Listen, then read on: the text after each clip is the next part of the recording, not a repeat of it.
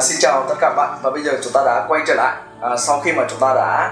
ứng dụng cái việc mà chúng ta nói buổi tối trước khi đi ngủ, và chúng ta nói rằng tôi muốn sáng ngày mai tôi dậy vào lúc 4 giờ 30 phút sáng với cơ thể tràn đầy năng lượng và sức sống. Và cái điều đã xảy ra đó là chúng ta đã dậy được rồi, đúng không? Và khi mà chúng ta đã dậy vào lúc 3 giờ sáng, 4 giờ sáng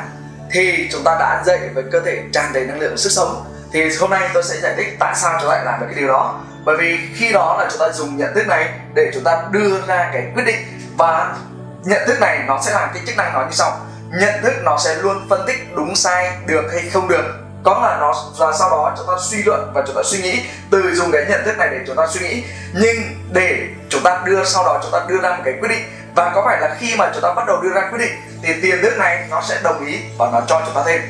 Có thể chúng ta đã từng sử dụng nó như thế này. Ví dụ như cái thời mà chúng ta đang sinh viên, chúng ta đi học ở trường đại học, và khi đó vào ngày gần cuối tháng chúng ta bắt đầu chúng ta hết tiền, thì lúc này chúng ta mới nói về, chúng ta dùng cái nhận thức của chúng ta đưa ra cái quyết định đó, bây giờ kiếm ở đâu ra 1 triệu ta, đó, tôi muốn có 1 triệu, và bắt đầu trong tiềm thức của chúng ta dùng nhận thức của mình, chúng ta nói với bản thân mình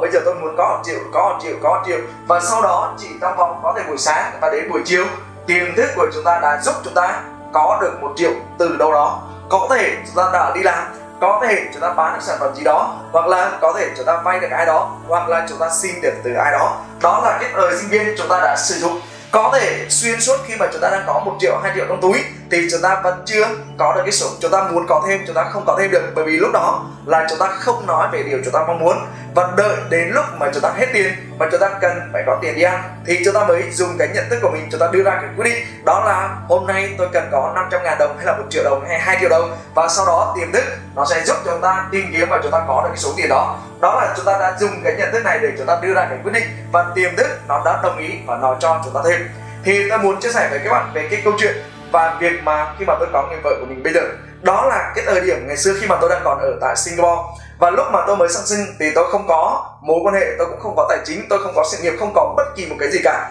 Và khi mà tôi thấy người vợ của mình, đó là một người con gái rất là xinh, rất là dễ thương, và khi mà tôi gặp lần đầu tiên tôi có cái cảm tình và tôi muốn cái người này sẽ là trở thành người vợ của mình. Và lúc đó bắt đầu tôi tiến đến, tôi xin số điện thoại, và khi mà tôi xin số điện thoại thì vợ tôi không có cho tôi số. Nhưng không sao, vì lúc đó tôi đã được học về NLP và tôi áp dụng với cái cuộc sống của mình, và tôi quyết định rằng là người này sẽ mai mốt sẽ trở thành người vợ của mình. Và sau đó tôi tiến đến và tôi cua và tôi tỏ tình với người vợ của mình. Và lúc đó người vợ tôi mới nói với tôi rằng là em không yêu anh được bởi vì em đã có bạn trai rồi. Thì lúc này tôi nói với người vợ của mình đó là việc em có bạn trai đó là việc của em, còn việc anh yêu em đó là việc của anh. Thì người vợ của tôi nói rằng là anh bị khùng quá, anh đừng có cua em làm gì nữa, không có kết quả đâu bởi vì em đã có bồ rồi. Thì lúc này là tôi vẫn không quan tâm về điều đó, bởi vì tôi vẫn dùng cái nhận thức mình để tôi đưa ra cái quyết định rằng là tôi cần phải có người vợ như thế này và tôi muốn người đó trở thành vợ của tôi. Thì sau nhiều lần tôi tỏ tình đó, và vợ tôi nói là anh đừng có theo đuổi em nữa. Thì lúc này tôi nói với người vợ của mình, em đừng từ chối làm gì cả, bởi vì trước sau gì em cũng thuộc về anh thôi, em từ chối nó chỉ là mất công. Và lúc đó vợ tôi nói rằng là anh bị khùng, thì tôi mới nói rằng là anh khùng thì anh mới là yêu em. Và sau đó vợ tôi không biết nói gì nữa, và sau đó đi và chặn số điện thoại. Và sau đó tôi xin được tôi lấy cái điện thoại của mình đấy và tôi nhắn tin và tôi gọi điện liên tục, và sau đó vợ của tôi mới chặn luôn cái số điện thoại của tôi. Và khi chặn cái điện thoại của tôi đấy thì bắt đầu tôi mới dùng Zalo để tôi nhắn tin. Và khi mà vợ tôi lại chặn Zalo, tôi lại dùng WeChat nhắn tin, và tôi lại chặn cái WeChat, tôi mới dùng Line chặn thì vợ tôi tôi lại dùng Viber chặn thì bắt đầu tôi đi mua một cái sim khác, và bắt đầu tôi gọi điện và tôi nhắn tin và tôi làm liên tục trong 1 tháng trời như vậy. Và sau đó vợ tôi thấy mỗi lần mà mở điện thoại ra cái là một loạt cái tin nhắn của tôi nó ập đổ vào, và lúc đó vợ tôi mới không biết phải làm sao nữa và bắt đầu nói chuyện. Và lúc này thì tôi nói với người vợ của mình đó là bây giờ anh em mình trở thành anh em, bởi vì tôi biết là anh em đó là tình chuẩn bị. Bởi vì lúc này việc mà tôi đưa ra một cái kế hoạch binh như vậy đó, vì tôi muốn cài đặt vào trong tiềm thức của người vợ của tôi, đó là hình ảnh của tôi. Bởi vì khi mà trong tiềm thức của vợ tôi có hình ảnh của tôi thì lúc đó sẽ tự nhiên yêu mà không hiểu tại sao yêu. Và đến bây giờ vợ tôi khi mà mỗi lần lâu lâu cũng nói chuyện thi thoảng và nói với tôi rằng em không hiểu được tại sao ngày xưa em rất là ghét anh mà bây giờ em lại yêu anh nhiều như vậy. Bởi vì những lúc đó tôi nói với người vợ của mình đó, em không biết nhưng anh biết. Bởi vì và cho đến sau này khi mà tôi hướng dẫn về NLP cho người vợ của tôi thì vợ tôi đã hiểu. Thì tôi nói bây giờ em hiểu thì nó đã quá muộn, bởi vì em cũng dù sao cũng đã thuộc về anh rồi. Bởi vì tôi đã áp dụng về cái sức mạnh của tiềm thức, áp dụng về NLP và cài đặt vào trong tâm trí của mình. Thì tôi sẽ lý giải, và cái thời điểm đó tôi đã làm. Vì đầu tiên nhận thức là từ chối, lý trí là từ chối, làm sao mình có thể yêu được. Nhưng vì ngày nào tôi cũng nhắn tin, tôi cũng gọi điện, và tôi đến tại nơi mà vợ tôi làm việc và tôi xuất hiện trước mặt, và tần suất của tôi xuất hiện liên tục. Nên chúng ta cũng đã từng nghe mọi người nói rằng là cứ giống như là mà chúng ta ở xa đó, gọi là nếu mà chúng ta ở gần nhau, cái thời gian mà chúng ta ở gần nhau nhiều hơn, lửa gần rơm lâu ngày thì cũng bén. Đúng là lửa gần rơm lâu ngày thì cũng bén, là có nghĩa là khi mà chúng ta ở gần nhau thì chúng ta càng dễ đặt, chúng ta cài đặt vào tiềm thức. Và khi nó ở trong tiềm thức rồi thì tự nhiên người ta yêu mà người ta không hiểu tại sao người ta yêu. Và lúc đó người vợ của tôi rất là ghét, và càng ghét bao nhiêu thì cảm xúc nó càng vào bấy nhiêu, thì nó bắt đầu vô trong tiềm thức. Và lúc đó nên chúng ta mới hay là thấy rằng là mọi người hay nói ghét của nào thì trời trao của đó. Thì sau đó là bằng việc đó tôi cài đặt liên tục, và tôi nhắn tin và tôi gọi điện, và tôi vẫn đối xử với một cái lòng tốt với người vợ của mình. Và sau đó đến khoảng 1 tháng, và khi mà tôi cảm thấy rằng là tôi đã đủ cái việc mà cài đặt vô trong tiềm thức của người vợ của tôi, nó ấn tượng sâu sắc vô trong tiềm thức rồi, thì đùng một ngày tôi quay trở về Việt Nam và tôi tắt điện thoại, tôi không liên lạc, tôi không nhắn tin, tôi không gọi điện. Thì bắt đầu sang đến ngày thứ 3, vợ tôi nhắn cho tôi một cái tin nhắn hỏi anh lâu rồi khỏe không, anh đang ở đâu đấy. Và tôi biết cá đã cắn câu, có nghĩa là hình ảnh của tôi đã ở trong tiềm thức của tôi. Và sau này tôi sau khi mà chúng tôi lấy nhau thì tôi mới hỏi là có phải ngày đó tự nhiên em cảm thấy nhớ anh hay không. Thì vợ tôi mới nói rằng là đúng rồi, sau đó tự nhiên em đã thấy ngày nào anh cũng nhắn tin, và ngày hôm nay tự nhiên đến một ngày không thấy anh nữa, anh nhắn tin nữa, em cảm thấy nhớ, em cảm thấy sao đó ở trong con người của mình. Và đó là vấn đề bây giờ, làm sao để vợ tôi phải chia tay người cũ. Bởi vì nếu mà không chia tay người cũ thì vẫn tiếp tục còn đấu tranh qua lại, thì bắt đầu tôi mới lên cái chiến lược thứ hai. Bởi vì điều quan trọng là bây giờ nó đã, hình ảnh của tôi đã ở trong tâm trí, và vợ tôi đã bắt đầu yêu tôi và mong muốn, gọi là thích tôi và yêu tôi rồi đó. Thì tôi phải làm một việc, nhưng vì còn cái người kia nên là phải làm sao để cắt đứt được cái đó. Thì lúc này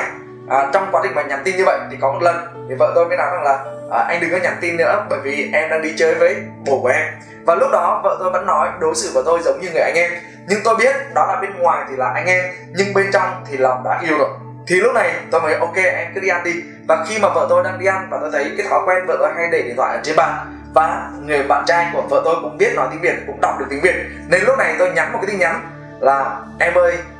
anh rất là xin lỗi em đừng theo đuổi anh nữa, bởi vì anh đã có bạn gái rồi, em theo đuổi như vậy nó không tốt đâu. Thì lúc đó người bạn trai của vợ của tôi đó thì mới đọc được cái tin nhắn đó, thì bắt đầu ghen tuông và bắt đầu hai người cãi nhau, gây cãi lộn, bởi vì rất hiểu nhầm. Và sau đó thì vợ tôi gọi điện lại chửi tôi và nói anh bị khùng à, anh bị điên à. Thì lúc này tôi nói ô anh nhắn tin lộn, anh nhầm, có con bé kia nó nhắn cho anh nhưng anh lại nhắn lộn sang em, anh trả lời nhưng anh lộn sang em nên anh xin lỗi em. Thì vợ tôi bắt đầu chửi xèo lên hết. Và tôi hỏi là có chuyện gì, thì bắt đầu nói là bố em là bắt đầu hiểu nhầm, bắt đầu họ giải thích. Thế là thôi bây giờ chia tay rồi thì thôi qua đây để nói chuyện với anh. Thế là khi mà bên kia có là cái thành trì của bên kia mình đã là đổ rồi, thì bắt đầu mình đã xây dựng được cái thành trì mới và đã có tình cảm. Và sau đó khi mà bên này đã tổn thương mà thấy bên này đã đối xử tốt, thì bắt đầu vợ tôi thấy dù sao đi chăng nữa tôi vẫn là người yêu thương, tôi vẫn là người mà dành cái tình cảm lớn nhất. Và sau đó người vợ của tôi bắt đầu đồng ý và quen và bắt đầu đi cùng với tôi, và cho đến bây giờ và sau đó chúng tôi yêu nhau. Và vợ tôi sau này cũng không hiểu là tại sao ngày xưa em rất là ghét anh nhưng lại em rất yêu, mà đến bây giờ em lại yêu anh như thế. Bởi vì đơn giản đó là tôi cài đặt vào trong cái tiềm thức của người vợ của tôi, đó là về bản thân tôi. Và để cho cái tình cảm, cái điều này nó cũng lý giải tại sao cái thời gian đầu tiên đó,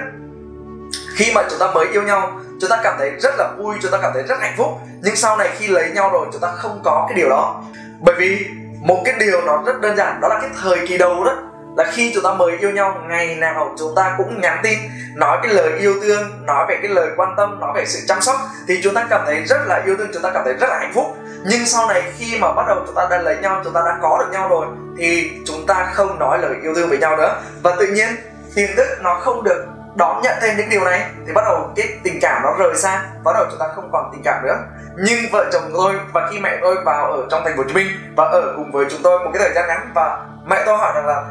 tụi mày yêu nhau rất lâu, lấy nhau rồi mà vẫn còn giống như ngày mới yêu. Bởi vì ngày nào tôi cũng làm với người vợ của mình giống như ngày mới yêu. Có nghĩa là ngày nào mình cũng nói những cái lời yêu thương, mình vẫn quan tâm, mình vẫn nói những cái lời yêu thương và dành cho nhau tất cả những cái lời tình cảm âu yếm, rồi tất cả các là giống như là ngày mình mới yêu. Thì lúc nào trong con người mình cũng có cảm xúc rất là hạnh phúc, rất là happy. Thì lúc mà trong cái cuộc đời này rất ít người đàn ông nào có thể làm được điều đó, và điều quan trọng đó là tôi đã làm cái điều đó cho người vợ của mình, nên là lúc nào cũng cảm thấy niềm vui và hạnh phúc và không bao giờ có thể nghĩ được về ai ngoài bản thân tôi. Đó là cái cách mà để tôi xây dựng được ra một cái cuộc sống gia đình nó hạnh phúc, bằng cách đó là mình nói những lời yêu thương. Bởi vì mình dùng cái nhận thức này để mình đưa ra cái quyết định, và mình nói thì tiềm thức này nó nhận được và nó đồng ý và nó cho thêm, đồng ý và cho thêm. Và khi tiềm thức nó đón nhận cái sự yêu thương thì nó lan tỏa cái tình yêu thương, và nó lan tỏa làm cho chúng ta có một cái cảm giác nó rất là hạnh phúc. Và đó là cái mà tôi đã làm trong về cái cuộc sống của mình,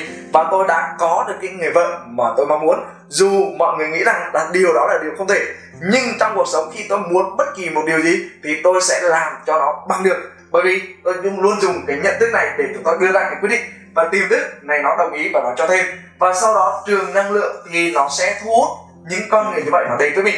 Ví dụ, và cái này tôi đã áp dụng ở trong cái công việc của mình. Ví dụ như tôi muốn rằng là cái công việc của tôi đó là tôi sẽ luôn có cái thời gian ở bên gia đình của mình, và tôi muốn có cái sự tự do về thời gian và có tự do về tài chính, và luôn đi đâu thì tôi cũng có được người vợ của mình, và tôi muốn đó là hàng tháng tôi đều được đi du lịch nước ngoài. Và sau đó khi mà ngày xưa cách đây 10 năm trước, khi mà tôi bắt đầu ứng dụng về NLP và tôi mong muốn cái cuộc sống của mình như vậy, nhưng tôi vẫn không có trong cái thời gian đó tôi không biết là tôi phải làm như thế nào. Nhưng vì NLP nó làm cái việc đó là chúng ta chỉ hình dung, tưởng tượng về cái kết quả mà chúng ta đạt được, và liên tục chúng ta hình dung về điều đó, và sau này kết quả của tôi nó cũng đúng y chang như vậy. Và một cái điều ngày xưa tôi mong muốn rằng tôi sẽ có một cái nơi làm việc, cái bàn làm việc của tôi đó là ở trên tầng cao, và tôi nhìn ra cửa sổ và view nguyên cả cái thành phố. Nó ở đó là một cái không gian nó rất thoáng, rất là rộng. Và sau đó bây giờ tôi cũng đã có điều này. Chúng ta có thể nhìn thấy, lát nữa chúng ta sẽ quay video và chúng ta sẽ thấy đó là cái hình ảnh của chúng ta. Đây là cái không gian, đó cái phong cách, cái văn phòng và cái nơi mà tôi làm việc mà ở tại nhà. Và mỗi ngày tôi đều dành thời gian được cho gia đình của mình, cho con cái của mình, cho người vợ của mình. Đó là tôi vẫn đạt được cái mục tiêu về sự nghiệp, nhưng cái tình cảm của gia đình tôi vẫn có, bởi vì đó là cái mà tôi đã hình dung trong cái quá khứ của mình. Và đến hiện tại thì mọi thứ nó đã trở thành hiện thực. Bởi vì khi mà chúng ta dùng nhận thức này để chúng ta đưa ra cái quyết định thì tiềm thức nó sẽ luôn làm một việc đồng ý và cho chúng ta thêm. Nên khi mà nó đã đồng ý và cho thêm, và nó bắt đầu nó lan tỏa ra cái trường năng lượng, đó là nó sẽ đồng ý và nó cho chúng ta nhiều hơn nữa, cho chúng ta nhiều hơn nữa. Nên bây giờ chúng ta muốn bất kỳ một điều gì thì chúng ta hãy dùng nhận thức của mình để đưa ra quyết định đó. Và để mà kỹ hơn thì để mà chúng ta làm được cái điều đó thì nó thông qua cái 5 bước, và bây giờ tôi sẽ hướng dẫn chúng ta 5 bước ở cái đoạn video clip phía sau. Xin chào các bạn.